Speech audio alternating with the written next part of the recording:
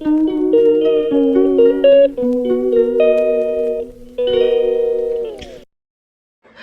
Friends, ನಮಸ್ತೆ ಎಲ್ರಿಗೂ. ಎಲ್ಲರೂ ಹೇಗಿದ್ದೀರಾ? ಐ ಹೋಪ್ ಎಲ್ಲರೂ ಚೆನ್ನಾಗಿದ್ದೀರಾ ಅಂತೇಳಿ ಭಾವಿಸ್ತೇನೆ. ನಾನು ಕೂಡ ಚೆನ್ನಾಗಿದ್ದೇನೆ. ವೆಲ್ಕಮ್ ಬ್ಯಾಕ್ ಟು ಪಾವನ ಆರ್ ವಿಜಯ್ ಕನ್ನಡ ವ್ಲಾಗ್ಸ್. ನಾನು ನಿಮ್ಮ ಪಾವನ ಆರ್ ವಿಜಯ್. ಇಂದಿನ ವಿಡಿಯೋದಲ್ಲಿ ನನ್ನ 2 ದಿನದ ದಿನಚರಿಯನ್ನು ನಿಮ್ಮೊಂದಿಗೆ ಶೇರ್ ಮಾಡ್ಕೊತಾ ಇದ್ದೇನೆ. ಎಲ್ರಿಗೂ ಈ ವಿಡಿಯೋ ಇಷ್ಟ ಆಗುತ್ತೆ ಅಂತೇಳಿ ಭಾವಿಸ್ತೇನೆ. ವಿಡಿಯೋ ಇಷ್ಟ ಆದರೆ ಲೈಕ್ ಮಾಡಿ, ಶೇರ್ ಮಾಡಿ, ಹಾಗೆ ತಪ್ಪದೇ ನನ್ನ ಚಾನಲ್ಗೆ ಸಬ್ಸ್ಕ್ರೈಬ್ ಆಗಿ. ಬನ್ನಿ ವ್ಲಾಗ್ನ ಶುರು ಮಾಡೋಣ. ವೆಡ್ನೆಸ್ಡೇ ಈವ್ನಿಂಗಿಂದ ನಾನು ವ್ಲಾಗ್ನ ಸ್ಟಾರ್ಟ್ ಮಾಡ್ತಾ ಇದ್ದೇನೆ. ನಾಳೆ ಥರ್ಸ್ಡೇ ಆಗಿರೋದ್ರಿಂದ ರಾಯರ ಪೂಜೆ ಮಾಡೋದಕ್ಕೆ ಹೂವು ಹಾಗೆ ವೀಳ್ಯದೆಲೆ ಇನ್ನಿತರ ಐಟಮ್ಸ್ ಬೇಕಾಗಿತ್ತು. ಹಾಗಾಗಿ ನಾನು ಮಾರ್ಕೆಟ್ಗೆ ಹೋಗ್ತಾ ಇದ್ದೀನಿ. ಥರ್ಸ್ಡೇ ಮಾರ್ನಿಂಗ್ಗೆ ಹೋಗಿ ತರ್ಬೋದಿತ್ತು, ಆದರೆ ಪೂಜೆ ಮಾಡೋದಕ್ಕೆ ಲೇಟ್ ಆಗೋಗುತ್ತೆ. ಹಾಗಾಗಿ ನಾನು ವೆಡ್ನೆಸ್ಡೇ ಈವ್ನಿಂಗ್ಗೆ ಹೋಗಿ ಮಾರ್ಕೆಟ್ಗೆ ತೊಗೊಂಡ್ಬರ್ತೀನಿ. ನನಗೆ ಏನೇನು ಬೇಕು ಪೂಜೆಗೆ ಅಂತ ಎಲ್ಲ ಹೇಳಿಬಿಟ್ಟು ಹೋಗಿ ತೊಗೊಂಡು ಬರ್ತೇನೆ. ಈಗ ನಾವು ಮಾರ್ಕೆಟ್ಗೆ ಹೋಗ್ತಾ ಇದ್ದೇವೆ. ಮಾರ್ಕೆಟ್ಗೆ ಬಂದ್ವಿ. ಇನ್ನು ಸ್ವಲ್ಪ ಮನೇಲಿ ತರಕಾರಿ ಎಲ್ಲ ಖಾಲಿ ಆಗಿತ್ತು, ಹಾಗಾಗಿ ಸ್ವಲ್ಪ ತರಕಾರಿ ಕೂಡ ತಗೊಳ್ಳೋಣ ಅಂತ ಬಂದೆ. ಫಸ್ಟ್ ಇಲ್ಲಿ ನಾನು ಟೊಮೊಟೊ ತಗೊಳ್ಳೋಣ ಅಂತೇಳಿ ಬಂದೆ. ಟೊಮೊಟೊ ತೊಗೊಂಡಿರೋದು ಆಯಿತು. ಈಗ ವೀಳ್ಯದೆಲೆ ಬೇಕಿತ್ತು ಕಳ್ಸೋಕ್ಕೆ, ಹಾಗಾಗಿ ವೀಳ್ಯದೆಲೆ ತಗೊಳ್ಳೋಣ ಅಂತ ಬಂದೆ. ಮತ್ತು ಇಲ್ಲಿ ಮಲ್ಲಿಗೆ ಹೂವು ತಗೊಳ್ಳೋಣ ಅಂತೇಳಿ ಬಂದಿದ್ದೇನೆ. ಇಲ್ಲಿ ಕನಕಾಂಬರ ಹಾಗೆ ಮರಳೆ ಹೂವು ಮತ್ತು ದುಂಡು ಮಲ್ಲಿಗೆ ಹೂವು ಇತ್ತು. ನನಗೆ ದುಂಡು ಮಲ್ಲಿಗೆ ಬೇಕಿತ್ತು, ಹಾಗಾಗಿ ದುಂಡು ಮಲ್ಲಿಗೆನ ಹಾಕಿಸ್ಕೊತಾ ಇದ್ದೇನೆ. ಇಲ್ಲಿ 50 ಗ್ರಾಮ್ಗೆ 20 ರುಪೀಸ್, ಹಾಗೆ 100 ಗ್ರಾಮ್ಗೆ 40 ರುಪೀಸ್ ತೊಗೊಂಡ್ರು. ನಾನು 100 ಗ್ರಾಮ್ ಸಾಕು ಅಂತ ಹೇಳಿ 100 ಗ್ರಾಮ್ ತೊಗೊಂಡು ಬಂದೆ. ತೊಗೊಂಡ್ಬಿಟ್ಟು ಮತ್ತೆ ನಾನು ಮನೆಗೆ ಹೋಗ್ತಾ ಇದ್ದೇನೆ. ಮನೆಗೆ ಬಂದಿರೋದು ಆಯಿತು. ಮನೆಗೆ ಬಂದ ಮೇಲೆ ಇಲ್ಲಿ ನಾನು ನಾಳೆ ಮಾರ್ನಿಂಗು ಟಿಫನ್ ಮಾಡೋದಕ್ಕೆ ದೋಸೆ ಮಾಡೋಣ ಅಂತೇಳಿ ಅಂದ್ಕೊಂಡಿದ್ದೆ. ಹಾಗಾಗಿ ನಾನು ಇವತ್ತೇ ಅಂದರೆ ಬೆಳಗ್ಗೆನೇ ಅಕ್ಕಿ ಮತ್ತು ಉದ್ದಿನಬೇಳೆನ ನೆನೆಸಿಟ್ಕೊಂಡಿದ್ದೆ. ಅಕ್ಕಿ ಮತ್ತು ಉದ್ದಿನಬೇಳೆ ನೆನೆದಷ್ಟು ದೋಸೆ ಚೆನ್ನಾಗಿ ಬರುತ್ತೆ. ಹಾಗಾಗಿ ನಾವು ನಾಳೆ ಟಿಫನ್ ಮಾಡ್ತೀವಿ ಅಂತ ನಾಳೆ ಮಾರ್ನಿಂಗ್ ನಮಗೆ ದೋಸೆ ಹಿಟ್ಟು ಬೇಕು ಅಂತಂದರೆ ಇವತ್ತು ಮಾರ್ನಿಂಗೇ ನೆನೆಸಿಟ್ಕೊಂಡ್ರೆ ದೋಸೆ ತುಂಬಾ ಚೆನ್ನಾಗಿ ಬರುತ್ತೆ. ಇಲ್ಲಿ ಸಪ್ರೇಟ್ ನಾನು ಉದ್ದಿನಬೇಳೆ ಹಾಗೆ ಅಕ್ಕಿನ ಸಪ್ರೇಟು ನೆನೆಸಿಟ್ಕೊಂಡಿಲ್ಲ, ದೋಸೆಗಲ್ವಾ, ಹಾಗಾಗಿ ನಾನು ಒಂದೇ ಪಾತ್ರೆಯಲ್ಲೇ ನೆನೆಸಿಟ್ಕೊಂಡಿದ್ದೇನೆ. ಇಡ್ಲಿಗಂದರೆ ನಾವು ಉದ್ದಿನಬೇಳೆ ಹಾಗೆ ಅಕ್ಕಿನ ಸಪ್ರೇಟ್ ನೆನೆಸಿಟ್ಕೊಬೇಕು. 1 ಟೈಮ್ ದೋಸೆ ಮಾಡೋದಕ್ಕೆ ಎಷ್ಟು ಬೇಕೋ ಅಷ್ಟು ಮಾತ್ರ ನಾನು ಅಕ್ಕಿ ಮತ್ತು ಉದ್ದಿನಬೇಳೆನ ನೆನೆಸಿಟ್ಕೊಳ್ತೇನೆ. ಮಿಗೋವಷ್ಟು ದೋಸೆ ಹಿಟ್ಟು ಮಿಗೋವಷ್ಟು ಏನು ನೆನೆಸಿಟ್ಕೊಳ್ಳೋದಿಲ್ಲ. ಅಕ್ಕಿ ಮತ್ತು ಉದ್ದಿನಬೇಳೆನ ರುಬ್ಬಿರೋದೆಲ್ಲ ಆಯಿತು. ಇಲ್ಲಿ ದೋಸೆ ಹಿಟ್ಟು ರೆಡಿಯಾಗಿದೆ.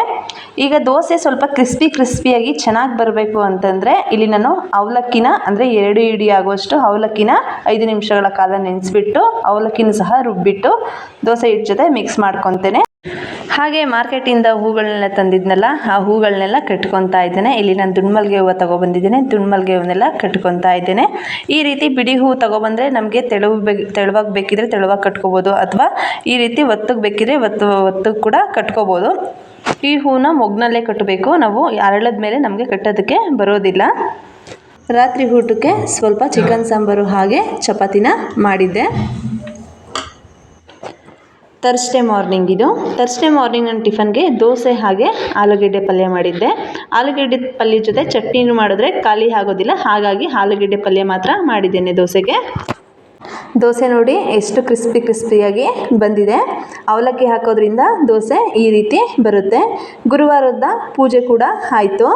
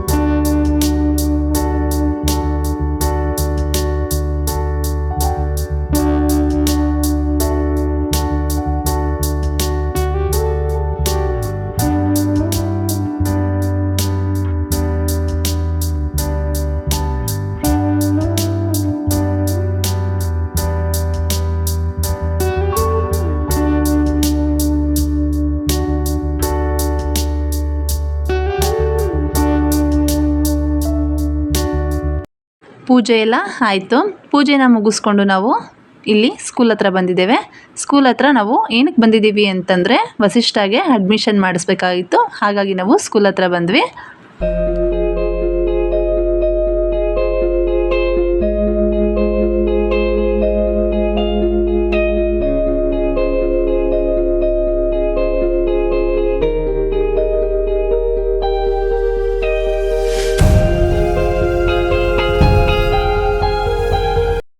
ನಾವು ಸ್ಕೂಲ್ ಹತ್ರ ಅಡ್ಮಿಷನ್ಗೆ ಹೋದಾಗಲೇ 1:30 ಆಗಿತ್ತು. 1:30ಗೆ ಹೋಗಿರೋ ಕಾರಣ ಸ್ಟಾಫ್ ಎಲ್ಲ ಲಂಚ್ ಮಾಡೋದಕ್ಕೆ ಹೋಗಿದ್ದರು. ಹಾಗಾಗಿ ನಮಗೆ ಸ್ವಲ್ಪ ಅಡ್ಮಿಷನ್ ಮಾಡ್ಕೊಳ್ಳೋದು ಲೇಟ್ ಆಯಿತು. ಅಡ್ಮಿಷನ್ ಮುಗಿಸ್ಕೊಂಡು ಬರೋಷ್ಟೊತ್ತಿಗೆ 3 ಗಂಟೆ ಆಗಿತ್ತು. 3 ಗಂಟೆಗೆ ಬಂದು ಮಧ್ಯಾಹ್ನ ಊಟ ಮಾಡಿ ಹಾಗೆ ಸ್ವಲ್ಪ ರೆಸ್ಟ್ ಮಾಡಿ ಮತ್ತೆ ಸಂಜೆ ದೀಪ ಹಚ್ಚಿ ಅಡುಗೆ ಮಾಡಿ ರಾತ್ರಿದು ಮತ್ತೆ ಊಟ ಮಾಡಿರೋಂತಹ ಪಾತ್ರೆಗಳೆಲ್ಲ ಇರುತ್ತಲ್ಲ, ಆ ಪಾತ್ರೆಗಳನ್ನೆಲ್ಲ ತೊಳ್ಕೊತಾ ಇದ್ದೇನೆ. ಫ್ರೆಂಡ್ಸ್, ಇಲ್ಲಿ ನಾನು ಪಾತ್ರೆಗಳನ್ನ ಬೆಳಗ್ಗೆ ಇಡೋದಿಲ್ಲ, ಸಿಂಕಲ್ಲಿ ಹಾಗೆ ಬಿಡೋದಿಲ್ಲ. ಬೆಳಗ್ಗೆ ತೊಳ್ಕೊಳ್ಳೋಣ ಅಂತ ಎಷ್ಟೊತ್ತಾದರೂ ರಾತ್ರಿನೇ ಎಲ್ಲ ಕ್ಲೀನ್ ಮಾಡಿ ಮಲ್ಕೊತೇನೆ. ಏಕೆಂದರೆ ನಮಗೆ ಬೆಳಗ್ಗೆ ಎದ್ದುಬಿಟ್ಟು ಅಡುಗೆ ಮನೆಗೆ ಬಂದ ತಕ್ಷಣ ಸ್ವಲ್ಪ ಫ್ರೆಶ್ ಫೀಲ್ ಅನ್ನಿಸ್ಬೇಕು. ಅಂದರೆ ಇಲ್ಲಿ ಏನಾದರೂ ನಾವು ರಾತ್ರಿನೇ ಪಾತ್ರೆಗಳನ್ನೆಲ್ಲ ತಿಂದಿರುವಂತಹ ಎಂಜಲ್ ಪಾತ್ರೆಗಳನ್ನೆಲ್ಲ ಸಿಂಕಲ್ಲೇ ಬಿಟ್ಟರೆ ಬೆಳಗ್ಗೆ ಎದ್ದು ಬಂದರೆ ನಮಗೆ ವೆರಿ ಸ್ಟಾರ್ಟಿಂಗ್ಗೆ ಮೈಂಡ್ ಏನೋ ಒಂಥರ ಇರಿಟೇಟ್ ಆಗುತ್ತೆ. ಹಾಗಾಗಿ ನಾನು ರಾತ್ರಿನೇ ಎಂಜಲ್ ಪಾತ್ರೆಗಳನ್ನೆಲ್ಲ ತೊಳೆದಿಡ್ತೇನೆ. ಸಿಂಕಲ್ಲಿ ಎಂಜಲ್ ಪಾತ್ರೆಗಳನ್ನ ಬಿಡೋದು ಕೂಡ ಒಳ್ಳೆಯ ಅಭ್ಯಾಸ ಅಲ್ಲ. ಇಲ್ಲಿ ಪಾತ್ರೆ ತೊಳೆದಿರೋದೆಲ್ಲ ಆಯಿತು. ಮತ್ತು ಇಲ್ಲಿ ಅಡುಗೆ ಮಾಡಬೇಕಾದ್ರೆ ಅಡುಗೆದೆಲ್ಲ ಸ್ವಲ್ಪ ಸಾಂಬಾರು ಹಾಗೆ ಇನ್ನಿತರ ಎಲ್ಲ ಕಲೆಗಳಾಗಿರುತ್ತಲ್ಲ ಸ್ಟವ್ ಮೇಲೆ, ಅದನ್ನೆಲ್ಲ ನಾನು ನೈಟೇ ಎಲ್ಲ ಕ್ಲೀನ್ ಮಾಡ್ಕೊತಾ ಇದ್ದೇನೆ. ನಮ್ಮ ಆರೋಗ್ಯ ಚೆನ್ನಾಗಿರಬೇಕು ಅಂದರೆ ನಾವು ಫಸ್ಟು ಕಿಚನ್ನ ಸ್ವಚ್ಛವಾಗಿ ಇಟ್ಕೋಬೇಕು. ಏಕೆಂದರೆ ನಾವು ತಿನ್ನುವಂಥ ಆಹಾರಗಳನ್ನೆಲ್ಲ ಇಲ್ಲೇ ತಯಾರು ಮಾಡ್ತೀವಲ್ಲ, ಹಾಗಾಗಿ ಕಿಚನ್ನ ಯಾವಾಗಲೂ ನಾವು ಸ್ವಚ್ಛತೆಯಿಂದ ಕಾಪಾಡ್ಕೋಬೇಕು.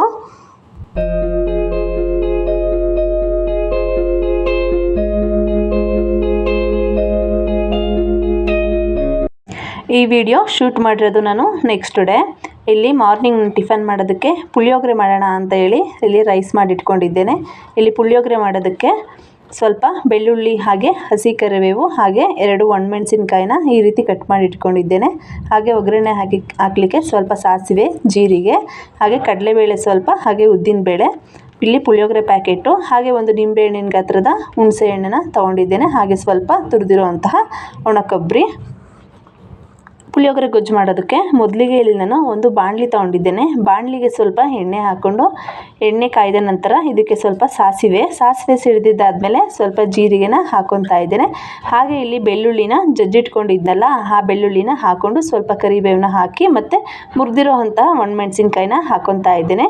ನೀವು ಒಣಮೆಣಸಿನ್ಕಾಯಿ ಬದಲಿಗೆ ಖಾರದ ಪುಡಿನೂ ಕೂಡ ಯೂಸ್ ಮಾಡ್ಬೋದು. ಕಡಲೆಬೇಳೆ ಹಾಗೆ ಉದ್ದಿನಬೇಳೆ ತೊಗೊಂಡಿದ್ದಲ್ಲ, ಅದನ್ನು ಹಾಕಿ ಚೆನ್ನಾಗಿ ಫ್ರೈ ಮಾಡ್ತಾ ಇದ್ದೇನೆ. ಇಲ್ಲಿ ಕಡಲೆಬೇಳೆ ಮತ್ತು ಉದ್ದಿನಬೇಳೆ ಸ್ವಲ್ಪ ಫ್ರೈ ಆಗಬೇಕು. 2 ರಿಂದ 3 ನಿಮಿಷಗಳ ಕಾಲ ಮೀಡಿಯಮ್ ಉರಿಲಿ ಇಟ್ಕೊಂಡು ಫ್ರೈ ಮಾಡಿಕೊಂಡ್ರೆ ಪುಳಿಯೋಗರೆ ಗೊಜ್ಜು ಚೆನ್ನಾಗಾಗುತ್ತೆ. ಜಾಸ್ತಿ ಸೀಸೋದಕ್ಕೂ ಹೋಗಬಾರ್ದು, ಹಾಗೆ ಹಸಿನೂ ಇರಬಾರ್ದು ಕಡಲೆಬೇಳೆ ಮತ್ತು ಉದ್ದಿನಬೇಳೆ. ಫ್ರೆಂಡ್ಸ್, ಇನ್ನೂ ನನ್ನ ಚಾನಲ್ಗೆ ಯಾರೆಲ್ಲ ಸಬ್ಸ್ಕ್ರೈಬ್ ಆಗದಲೇ ವಿಡಿಯೋನ ನೋಡ್ತಾ ಇದ್ದೀರೋ ಪ್ಲೀಸ್ ನನ್ನ ಚಾನಲ್ಗೆ ಸಬ್ಸ್ಕ್ರೈಬ್ ಆಗಿ. ಇಷ್ಟು ಫ್ರೈ ಆದರೆ ಸಾಕು. ಈಗ ನಾನು ಇದಕ್ಕೆ ತುರಿದಿರುವಂತಹ ಒಣ ಕೊಬ್ಬರಿನ ಸೇರಿಸ್ತಾ ಇದ್ದೇನೆ.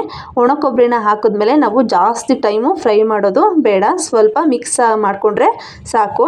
ಈಗ ಹುಣಸೆ ಹುಳಿ ತೊಗೊಂಡಿದ್ನಲ್ಲ, ಹುಣಸೆ ಹುಳಿನ ಹಾಕ್ಕೊತಾ ಇದ್ದೇನೆ. ಇಲ್ಲಿ ನಾನು ಒಂದು ನಿಂಬೆಹಣ್ಣಿನ ಗಾತ್ರ ಹುಣಸೆ ಹಣ್ಣನ್ನ ತೊಗೊಂಡು ಮುಂಚಿತವಾಗ್ಲೇ ನೆನೆಸಿಟ್ಕೊಂಡು ಹುಣಸೆ ಹುಳಿನ ತೆಗೆದು ಹಾಕ್ಕೊತಾ ಇದ್ದೇನೆ. ಇದಕ್ಕೆ ಹುಣಸೆ ಹುಳಿನ ಸೇರಿಸಿರೋದಾದ್ಮೇಲೆ ಒಂದ್ಸಲ ಚೆನ್ನಾಗಿ ಮಿಕ್ಸ್ ಮಾಡಿ ಈ ರೀತಿ ಕುದಿ ಬರ್ತಾ ಇದೆ ಅನ್ಬೇಕಾದ್ರೆ ಸ್ವಲ್ಪ ಅರಿಶಿಣನ ಸೇರಿಸಿ ನೆಕ್ಸ್ಟ್ ಇದಕ್ಕೆ ರುಚಿಗೆ ತಕ್ಕಷ್ಟು ಪುಡಿ ಉಪ್ಪನ್ನ ಸೇರಿಸ್ತಾ ಇದ್ದೇನೆ. ಉಪ್ಪನ್ನ ಸೇರಿಸಿರೋದು ಆಯಿತು. ಈಗ ಒಂದ್ಸಲ ಚೆನ್ನಾಗಿ ಮಿಕ್ಸ್ ಮಾಡ್ಕೊಳ್ಳಿ. ನೆಕ್ಸ್ಟ್ ಇದಕ್ಕೆ ಪುಳಿಯೋಗರೆ ಪೌಡರ್ನ ಸೇರಿಸಿದ್ದೇನೆ. ಪುಳಿಯೋಗರೆ ಪೌಡರ್ನ ಹಾಕಿದ್ಮೇಲೆ ಕೂಡ ನಾವು ಚೆನ್ನಾಗಿ ಮಿಕ್ಸ್ ಮಾಡ್ಕೋಬೇಕು.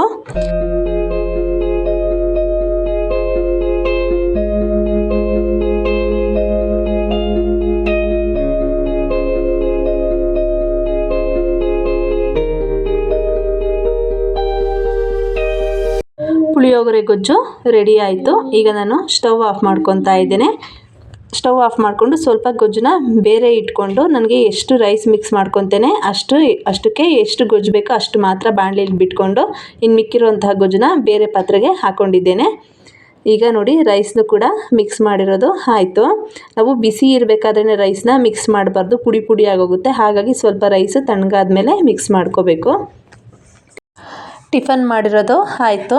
ಹಾಗೆ ಸ್ವಲ್ಪ ಟೀ ಕುಡಿಬೇಕು ಅಂತ ಅನ್ನಿಸ್ತಾ ಇತ್ತು. ಹಾಗಾಗಿ ನಾನಿಲ್ಲಿ ಟೀ ಮಾಡ್ತಾಯಿದ್ದೀನಿ. ಟೀ ಮಾಡೋದಕ್ಕೆ ನಾನು ಫಸ್ಟ್ ಏನು ಮಾಡ್ತೀನಿ ಅಂದರೆ ಸ್ವಲ್ಪ ನೀರಿಟ್ಟು, ಅಂದರೆ ಒಂದು ಗ್ಲಾಸ್ ನೀರು ಹಾಕಿ ಅದಕ್ಕೆ ಟೀ ಪೌಡರು ಹಾಗೆ ಸ್ವಲ್ಪ ಶುಂಠಿನ ಹಾಕಿ ಜಜ್ಜಿಟ್ಟು ಈ ರೀತಿ ಹಾಕ್ಕೊಳ್ತಾ ಇದ್ದೀನಿ. ಹಾಗೆ ಇದ್ರ ಜೊತೆ ಸಕ್ಕರೆ ಹಾಕಿ ಈ ರೀತಿ ಮರಳಿಸ್ಕೊತೇನೆ ಫಸ್ಟು.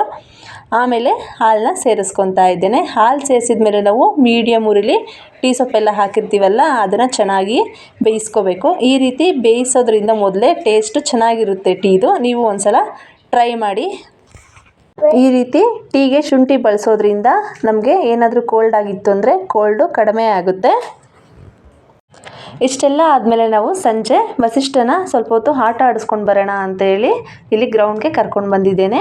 ವಸಿಷ್ಠಗೆ ಬೆಳಗ್ಗೆಯಿಂದ ಒಬ್ಬನೇ ಮನೇಲಿ ಇರ್ತಾನಲ್ಲ, ಹಾಗಾಗಿ ಬೇಜಾರು ಅಂತ ಹೇಳ್ತಾ ಇರ್ತಾನೆ. ಹಾಗೆ ಮಕ್ಕಳು ಕೂಡ ಎಲ್ಲ ಸ್ಕೂಲ್ ಸ್ಟಾರ್ಟ್ ಆಯ್ತಲ್ಲ, ಮಕ್ಕಳು ಕೂಡ ಯಾರೋ ಒಂದು ಜೊತೆ ಸಿಗೋದಿಲ್ಲ. ಹಾಗಾಗಿ ನಾನು ಸ್ವಲ್ಪ ಹೊತ್ತು ಆಟ ಆಡಿಸ್ಕೊಂಡು ಬರೋಣ, ಅವನಿಗೂ ಸ್ವಲ್ಪ ಬೋರ್ ಆಗೋದು ಕಡಿಮೆ ಆಗುತ್ತೆ ಅಂತೇಳಿ ಇಲ್ಲಿಗೆ ಕರ್ಕೊಂಡು ಬಂದಿದ್ದೀವಿ. ನಾವು ಕೂಡ ಮಕ್ಕಳ ಮನಸ್ಥಿತಿ ಅರ್ಥ ಮಾಡ್ಕೋಬೇಕಲ್ವ, ನಮಗೆ ಹೇಗೆ ಬೋರ್ ಆಗುತ್ತೋ ಹಾಗೆ ಅಲ್ವ ಮಕ್ಕಳ ಮನಸ್ಸು ಕೂಡ. ಹಾಗಾಗಿ ನಾನು ಇಲ್ಲಿಗೆ ಕರ್ಕೊಂಡು ಬಂದಿದ್ದೇನೆ ಆಟ ಆಡ್ಸೋದಕ್ಕೆ.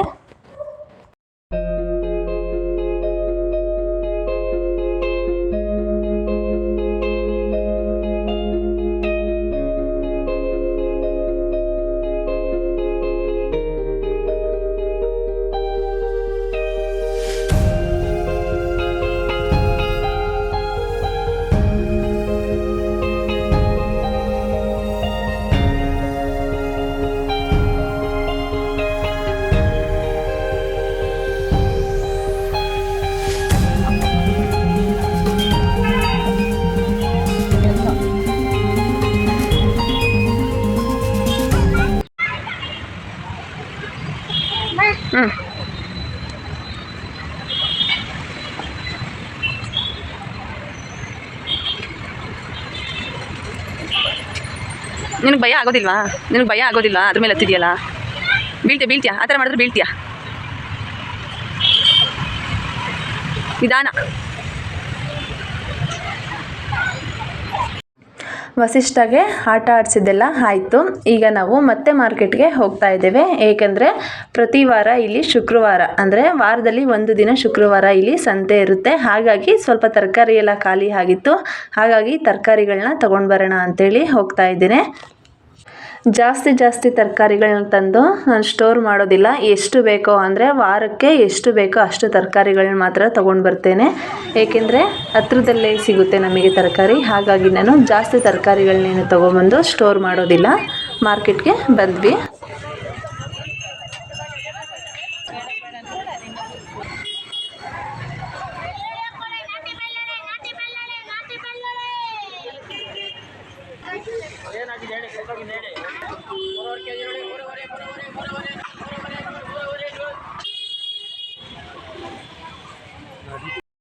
ಫ್ರೆಂಡ್ಸ್, ಇಲ್ಲಿ ನೋಡ್ತಾ ಇದ್ದೀರಲ್ಲ, ಈ ಸೊಪ್ಪು ನೇಮ್ ನಿಮಗೆ ಗೊತ್ತಿದ್ರೆ ಕಮೆಂಟ್ ಬಾಕ್ಸಲ್ಲಿ ಕಮೆಂಟ್ ಮಾಡಿ. ಹಾಗೆ ನಮಗೆ ಒಂದು ಬಾಕ್ಸ್ ಫೈಲ್ ಬೇಕಿತ್ತು. ಹಾಗಾಗಿ ನಾವಿಲ್ಲಿ ಬುಕ್ಸ್ ಸ್ಟೋರ್ಗೆ ಹೋಗ್ತಾ ಇದ್ದೇವೆ.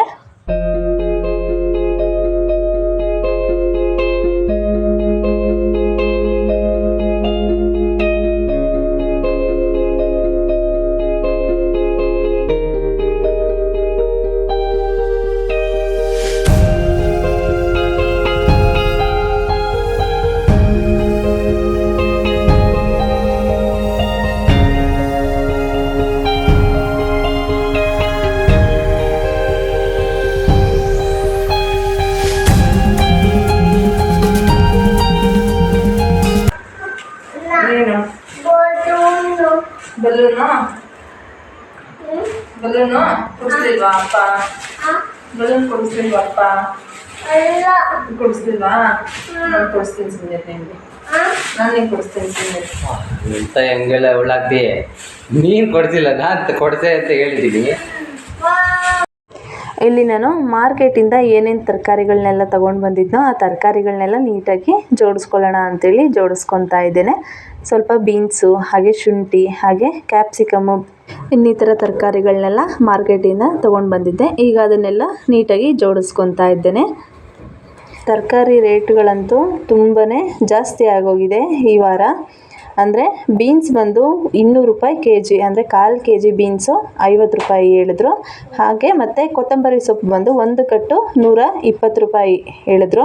ಅಂದರೆ ಅದು ಏನು ಫುಲ್ಲು ಚೆನ್ನಾಗಿರೋದಲ್ಲ, ಸ್ವಲ್ಪ ಚೆನ್ನಾಗಿರೋದು, ಅದನ್ನು 120 ರೂಪಾಯಿ ಹೇಳಿದ್ರು. ಅಂದರೂ ಈ ವಾರ ಅಂತೂ ತರಕಾರಿ ಹಾಗೆ ಸೊಪ್ಪುಗಳ ರೇಟ್ ಅಂತೂ ತುಂಬಾ ಜಾಸ್ತಿ ಆಗಿದೆ. ತರಕಾರಿಗಳನ್ನೆಲ್ಲ ಜೋಡಿಸ್ಕೊಳ್ಳೋದಕ್ಕೆ ಇಲ್ಲಿ ನನಗೆ ಸಣ್ಣ ಪುಟ್ಟ ಹೆಲ್ಪ್ ಮಾಡ್ತಾ ಇದ್ದೇನೆ ವಸಿಷ್ಠ. ಹಾಗೆ ಇಲ್ಲಿ ನಾನು ಸ್ವಲ್ಪ ಉಪ್ಪಿನಕಾಯಿ ಹಾಕ್ಕೊಳ್ಳೋಣ ಅಂತ ಹೇಳಿ ಮಾವಿನಕಾಯಿ ತೊಗೊಂಡು ಬಂದಿದ್ದೇನೆ. ಇಲ್ಲಿ ನನಗೆ ಹುಳಿ ಮಾವಿನಕಾಯಿ ಸಿಗಲಿಲ್ಲ, ತೋತಾಪುರಿ ಅಂತಾರಲ್ಲ ಆ ಥರ ಮಾವಿನಕಾಯಿ ಮಾತ್ರ ಮಾರ್ಕೆಟಲ್ಲಿ ಸಿಕ್ತು. ಇನ್ನೇನು ಮಾಡೋದು ಅಂತೇಳಿ ಅದನ್ನೇ 2 kg ತೊಗೊಂಡು ಬಂದೆ.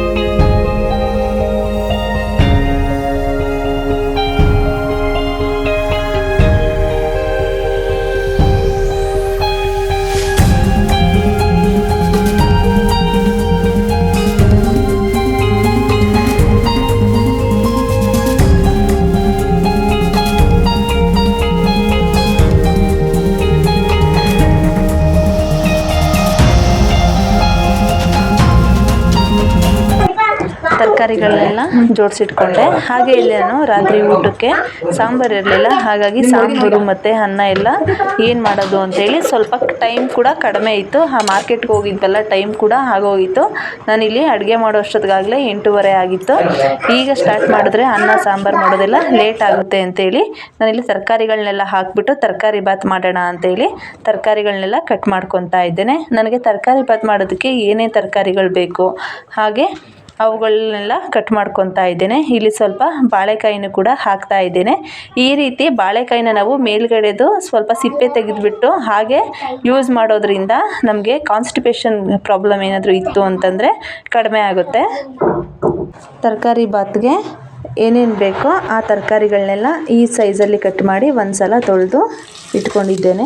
ಹಾಗೆ ಇಲ್ಲಿ ಒಂದು ಕುಕ್ಕರ್ ತೊಗೊಂಡು ಕುಕ್ಕರ್ಗೆ ಒಂದು ಸ್ವಲ್ಪ ಎಣ್ಣೆ ಹಾಗೆ ಸಾಸಿವೆ ಜೀರಿಗೆ ಹಾಗೆ ಸ್ವಲ್ಪ ಹಸಿ ಕರಿಬೇವು ಮತ್ತು ಹಸಿಮೆಣಸಿನಕಾಯಿ ಈರುಳ್ಳಿನ ಹಾಕಿ ಸ್ವಲ್ಪ ಹೊತ್ತು ಫ್ರೈ ಮಾಡಿಕೊಂಡು ಮತ್ತು ಇದಕ್ಕೆ 2 ಟೊಮೊಟೊನ ಈ ರೀತಿ ಕಟ್ ಮಾಡಿ ಹಾಕ್ಕೊಂಡು ಟೊಮೊಟೊನೂ ಕೂಡ ಒಗ್ಗರಣೆಯಲ್ಲಿ ಫ್ರೈ ಮಾಡ್ಕೊತಾ ಇದ್ದೇನೆ. ಇಷ್ಟು ಫ್ರೈ ಆದರೆ ಸಾಕು. ಮತ್ತು ಇದಕ್ಕೆ ನಾನು ತರಕಾರಿಗಳನ್ನೆಲ್ಲ ತೊಗೊಂಡಿದ್ನಲ್ಲ ಆ ತರಕಾರಿಗಳನ್ನೆಲ್ಲ ಹಾಕ್ತಾ ಇದ್ದೇನೆ. ಆ ತರಕಾರಿಗಳನ್ನೆಲ್ಲ ಹಾಕಿರೋದಾದಮೇಲೆ ಒಂದು ಸಲ ಚೆನ್ನಾಗಿ ಮಿಕ್ಸ್ ಮಾಡ್ಕೊಳ್ಳಿ. ನೀವು ಈ ರೀತಿ ತರಕಾರಿ ಬಾತನ್ನ ಈಸಿಯಾಗಿ ಮಾಡ್ಕೋಬೋದು. ಏನಾದರೂ ಕಡಿಮೆ ಸಮಯ ಇತ್ತು ಅಂತಂದರೆ ಈ ರೀತಿ ತರಕಾರಿ ಬಾತನ್ನ ಮಾಡ್ಕೊಳ್ಳಿ. ಹಾಗೆ ಇಲ್ಲಿ ರುಚಿಗೆ ತಕ್ಕಷ್ಟು ಉಪ್ಪು ಹಾಕಿ ಚೆನ್ನಾಗಿ ಮಿಕ್ಸ್ ಮಾಡಿ ಬೇಯಿಸ್ಕೊತಾ ಇದ್ದೇನೆ. ನಾವು ಈ ಟೈಮಲ್ಲಿ ಉಪ್ಪು ಹಾಕೋದ್ರಿಂದ ತರಕಾರಿಗಳಿಗೆಲ್ಲ ಚೆನ್ನಾಗಿ ಹಿಡಿಯುತ್ತೆ, ಹಾಗೆ ಬೇಯೋದಕ್ಕೂ ಕೂಡ ಈಸಿ ಆಗುತ್ತೆ. ಹಾಗೆ ಇಲ್ಲಿ ಅಳತೆಗೆ ತಕ್ಕಂತೆ ನೀರನ್ನ ಹಾಕ್ಕೊಂಡು ಒಂದು ಸಲ ಚೆನ್ನಾಗಿ ಮಿಕ್ಸ್ ಮಾಡಿ ಕುದಿಯೋದಕ್ಕೆ ಬಿಡ್ತೇನೆ. ಈಸಿಯಾಗಿ ನಮಗೇನಾದರೂ ಟೈಮ್ ಕಡಿಮೆ ಇತ್ತು ಅಂತಂದರೆ ನಾವು ಈ ರೀತಿ ಮಾಡ್ಕೋಬೋದು. ಟೇಸ್ಟ್ ಕೂಡ ಅಷ್ಟೇ ಚೆನ್ನಾಗಿರುತ್ತೆ, ಕಡಿಮೆ ಸಮಯದಲ್ಲೂ ಕೂಡ ಆಗುತ್ತೆ. ಈಗ ನಾನು 1 ಲೋಟ ಅಕ್ಕಿನ ಒಂದು ಸಲ ತೊಳೆದು ಹಾಕ್ಕೊತಾ ಇದ್ದೇನೆ. 1 ಲೋಟ ಅಕ್ಕಿಗೆ ನಾನಿಲ್ಲಿ 2 ಲೋಟ ನೀರನ್ನ ಹಾಕ್ಕೊಂಡಿದ್ದೇನೆ. ಅಕ್ಕಿನ ಹಾಕಿದ್ಮೇಲೆ ಒಂದು ಸಲ ಚೆನ್ನಾಗಿ ಮಿಕ್ಸ್ ಮಾಡಿ ಮತ್ತೆ ಕುದಿಯೋದಕ್ಕೆ ಬಿಡಿ. ಫ್ರೆಂಡ್ಸ್ ಇಲ್ಲಿ ನೋಡಿ ಕುದೀತಾ ಇದೆ. ಈಗ ನಾನು ಕ್ಯಾಪ್ನ ಕ್ಲೋಸ್ ಮಾಡಿಕೊಂಡು 2 ವಿಷಲು ಕೂಗಿಸ್ಕೊತೇನೆ. ನೋಡಿ ಎಷ್ಟು ಉದುರಾಗಿ ಎಷ್ಟು ಚೆನ್ನಾಗಿ ಆಗಿದೆ. ನೀವು ಮನೆಯಲ್ಲಿ ಒಂದು ಸಲ ತರಕಾರಿ ಬಾತ್ ರೆಸಿಪಿನ ಟ್ರೈ ಮಾಡಿ ಹೇಗಿತ್ತು ಅಂತೇಳಿ ಕಮೆಂಟ್ ಬಾಕ್ಸಲ್ಲಿ ತಪ್ಪದೆ ಕಮೆಂಟ್ ಮಾಡಿ. ಇದಕ್ಕೆ ಸ್ವಲ್ಪ ತುಪ್ಪ ಹಾಕ್ಕೊಂಡು ತಿಂದರೆ ಇನ್ನೂ ಚೆನ್ನಾಗಿರುತ್ತೆ.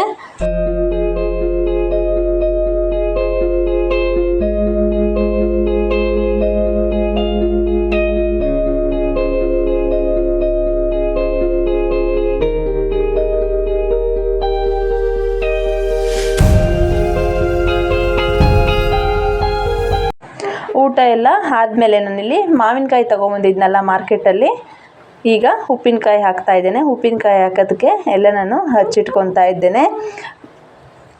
ಜಾಸ್ತಿ ದಿನ ಬಿಟ್ಟರೆ ಎಲ್ಲ ಹಣ್ಣಾಗುತ್ತೆ, ಹಾಗಾಗಿ ನಾನು ಇವತ್ತೇ ಎಲ್ಲ ಹಚ್ಚಿಬಿಟ್ಟು ಉಪ್ಪಿನಕಾಯಿ ಹಾಕ್ತಾ ಇದ್ದೇನೆ. ಇಲ್ಲಿ ಉಪ್ಪಿನಕಾಯಿ ಹಾಕೋದಕ್ಕೆ ನನಗೆ ಹುಳಿ ಮಾವಿನಕಾಯಿ ಸಿಗಲಿಲ್ಲ, ಹಾಗಾಗಿ ನಾನಿಲ್ಲಿ ತೋತಾಪುರಿ ಮಾವಿನಕಾಯಿ ಯೂಸ್ ಮಾಡಿದ್ದೇನೆ. ಹುಳಿ ಮಾವಿನಕಾಯಲ್ಲಿ ಉಪ್ಪಿನಕಾಯಿ ಹಾಕಿದ್ರೆ ತುಂಬಾ ಚೆನ್ನಾಗಿರುತ್ತೆ.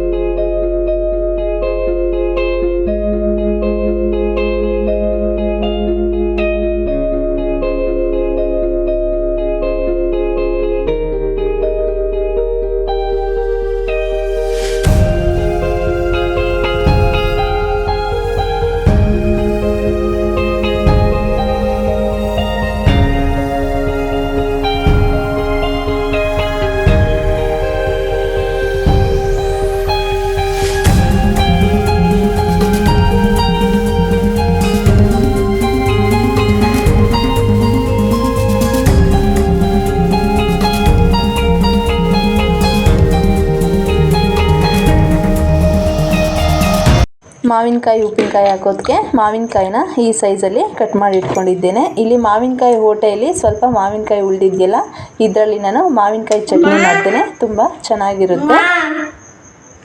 ಮಾವಿನಕಾಯಿ ಉಪ್ಪಿನಕಾಯಿ ಹಾಕೋದಕ್ಕೆ ಇಲ್ಲಿ ಮಾವಿನಕಾಯಿ ಎಲ್ಲ ಹಚ್ಚಿಟ್ಟಿದ್ನಲ್ಲ, ಅದಕ್ಕೆ ನಾನು ಉಪ್ಪನ್ನ ಸೇರಿಸ್ತಾ ಇದ್ದೇನೆ.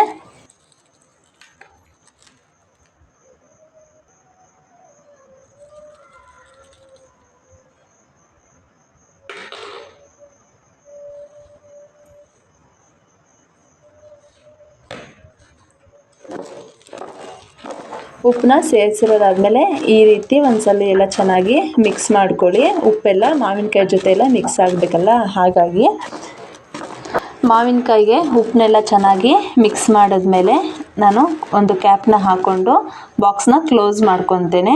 ನಾವು ಪದೇ ಪದೇ ಈ ಬಾಕ್ಸ್ನ ಓಪನ್ ಮಾಡಬಾರ್ದು. ಓಪನ್ ಮಾಡೋದ್ರಿಂದ ಉಪ್ಪಿನಕಾಯಿ ಬೇಗ ಹಾಳಾಗುತ್ತೆ. ಫ್ರೆಂಡ್ಸ್, ಈ ವ್ಲಾಗ್ನ ಇಲ್ಲಿಗೆ ಎಂಡ್ ಮಾಡ್ತಾ ಇದ್ದೇನೆ. ಈ ವ್ಲಾಗ್ ನಿಮ್ಮೆಲ್ಲರಿಗೂ ಇಷ್ಟ ಆಗಿದೆ ಅಂತೇಳಿ ಭಾವಿಸ್ತೇನೆ. ಇಷ್ಟ ಆದರೆ ಲೈಕ್ ಮಾಡಿ, ಶೇರ್ ಮಾಡಿ. ಹಾಗೆ ಇನ್ನೂ ನನ್ನ ಚಾನಲ್ಗೆ ಯಾರೆಲ್ಲ ಸಬ್ಸ್ಕ್ರೈಬ್ ಆಗದಲ್ಲೇ ವಿಡಿಯೋನ ನೋಡ್ತಾ ಇದ್ದೀರೋ ಪ್ಲೀಸ್ ನನ್ನ ಚಾನಲ್ಗೆ ಸಬ್ಸ್ಕ್ರೈಬ್ ಆಗಿ. ಮತ್ತೊಂದು ವ್ಲಾಗ್ನೊಂದಿಗೆ ನಿಮ್ಮನ್ನು ಭೇಟಿ ಆಗ್ತೇನೆ. ಅಲ್ಲಿಯವರೆಗೂ ಬಾಯ್ ಬಾಯ್.